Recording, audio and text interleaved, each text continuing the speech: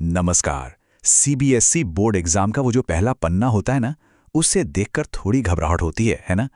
पर चिंता की कोई बात नहीं। आज हम स्टेप बाय स्टेप समझेंगे कि उसे बिना किसी गलती के एकदम परफेक्ट तरीके से कैसे भरना है। हाँ, ये बात तो है। एग्जाम से ठीक पहले वो पहला पेज थोड़ा स्ट्रेसफुल तो लगता ही है। इतनी सारी डिटेल्स भरनी है, फिर वो गोले भरने हैं, और मन में एक डर सा लगा रहता है कि कहीं कोई गलती ना हो जाए। लेकिन अब से कोई टेंशन नहीं। हमारा मकसद है इस पूरे प्रोसेस को एकदम सिंपल बना देना, ताकि सब लोग पूरे कॉन्फिडेंस के साथ अपना एग्जाम शुरू कर सके। तो फिर चलिए शुरू करते हैं। तो चलिए आंसर शीट के बिल्कुल टॉप से शुरू करते हैं। यहां पर सबसे पहले 4 जरूरी चीजें भरनी होती हैं। अच्छा, सबसे पहले तो सब्जेक्ट का नाम लिखना है। फिर एडमिट कार्ड में देखकर सब्जेक्ट कोड डालना है। इसके बाद एग्जाम की तारीख और दिन भर दीजिए। और हाँ, आखिर में ये बताना है कि आंसर किस भाषा में लिख रहे हैं, मतलब मीडियम, जैसे इंग्लिश या हिंदी। ठीक है, इतना हो गया। अब अगली जानकारी के लिए अपना क्वेश्चन पेपर उठाना पड़ेगा। क्वेश्चन पेपर के ऊपर दाहिनी तरफ कोने में एक कोड नंबर लिखा होगा। उसे देखकर बॉक्स में बहुत ध्यान से लिख दीजिए। फिर आता है सेट नंबर। जो भी सेट मिला है, 1, 2, 3 या 4, उसके सही गोले को नीले या काले बॉल पेन से पूरा भरना है। और हाँ, ध्यान रहे कि इंक गोले से बाहर ना फैले।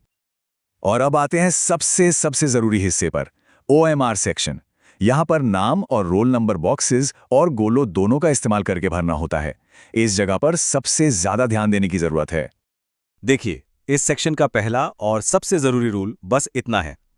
एक बॉक्स में सिर्फ एक लेटर या एक नंबर, बस। एक बॉक्स एक कैरेक्टर, ये याद रखना है। जब नाम लिखने की बारी आए तो कुछ बातों का ध्यान रखना है। पहली बात, सिर्फ और सिर्फ कैपिटल लेटर्स का इस्तेमाल करना है। दूसरी बात, अपने नाम और सरनेम के बीच में एक बॉक्स खाली छोड़ना है। और मान लीजिए अगर नाम 22 लेटर से भी बड़ा है तो बस पहले 22 लेटर्स ही लिखने हैं। चलिए एक उदाहरण से समझते हैं। जैसे मान लीजिए नाम है अनिल जैन, तो पहले लिखेंगे ANIL, फिर एक बॉक्स खाली छोड़ेंगे और फिर लिखेंगे JAIN। इसके बाद हर लेटर के ठीक नीचे वाले गोले को ध्यान से भरना है, मतलब A के नीचे A वाला गोला, N के नीचे N वाला, और इसी तरह। बिल्कुल। अब जैसे नाम भरा है, ठीक यही तरीका रोल नंबर के लिए भी अपनाना है। प्रोसेस एकदम सेम है। अपना एडमिट कार्ड देखिए और वहां से रोल नंबर भरिए। हर बॉक्स में एक डिजिट, और फिर हर डिजिट के नीचे सही नंबर वाले गोले को अच्छे से भर दीजिए। यहां पर जरा सी भी गलती नहीं होनी चाहिए, क्योंकि OMR मशीन इसे पढ़ती है। तो भरने के बाद एक बार डबल चेक जरूर कर लेना है। चलिए अब अगले सेक्शन पर चलते हैं। यहां भी एडमिट कार्ड से देखकर कुछ और नंबर भरने हैं, जैसे कि सब्जेक्ट कोड और सेंटर की जानकारी। यहां एक बहुत जरूरी बात, ध्यान से सुनिएगा। सेंटर नंबर और स्कूल नंबर, ये 2 अलग-अलग चीजें हैं। अक्सर लोग इसमें गलती कर देते हैं, तो सावधान रहना है। दोनों ही नंबर एडमिट कार्ड पर लिखे होंगे, बस उन्हें आपस में कंफ्यूज नहीं करना है। तो सबसे पहले सब्जेक्ट कोड को बॉक्स में लिखिए और उसके नीचे वाले गोलों को भर दीजिए। फिर सेंटर नंबर के साथ भी बिल्कुल ऐसा ही करना है।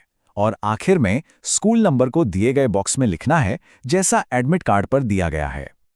अच्छा, अब यहाँ कुछ एक्स्ट्रा फील्ड्स भी दिखेंगे, जैसे कि अगर कोई सप्लीमेंट्री शीट ली है तो उसकी संख्या लिखनी है। अगर नहीं ली तो बस निल लिख दें या एक डैश लगा दें।